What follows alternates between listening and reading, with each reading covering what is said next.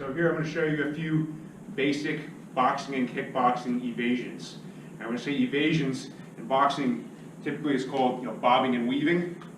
This is very similar in concept. We call it ducking, slipping, and rolling. All right, so you're going to start in your basic fighting stance like before. Right? When you duck, which is the simplest of these, real simple. You're just going to crack your knees, bend your knees, and go under. Right? So think about a punch coming at you. Right, and you're going under the punch. Right, so it's a little more, can be a little more complicated than just bending your knees, because you also may want to take a slight step forward with that front foot to go towards your opponent. But you could also go back, leading with one foot or another.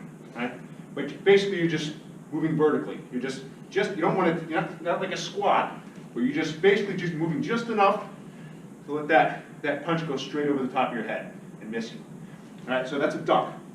A slip is similar in concept, except in going vertically, you're going horizontally, one way or the other. So from here, you see my foot, right? It's mainly a foot movement. Right? So I'm going to step slightly to the side, crack my knees, and then come back to the middle. Right? So all I'm doing is off-centering my head, like that. So if you can envision a punch coming at you, right, you're just getting out of the way just enough to let that punch go right past you. Same thing on the other side, stepping this side, stepping this side, stepping this side, stepping this side. And just letting that punch go slip right past you. All right, so that's slipping. Now we're going to talk about rolling. So slipping is mainly for straight punches or straight strikes, like straight kicks, front kicks, side kicks, and straight punches. Now rolling is mainly for circular strikes. All right, so either hook punches, swing punches, roundhouse kicks, things of that nature. So, same thing, you're going to start in your fighting stance. Now, if a round strike is coming from this direction at the side of my head, that's when I'm going to roll underneath it. So you see my head makes like a bowl shape, it traces out a bowl shape.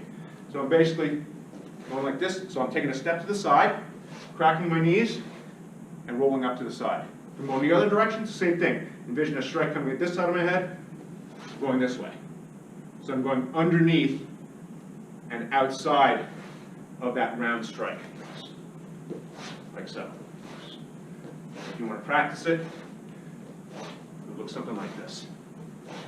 And you notice my feet are moving as I do this. All right, so you had ducking, slipping, and rolling. Basically, you do this constantly throughout your entire fighting regimen.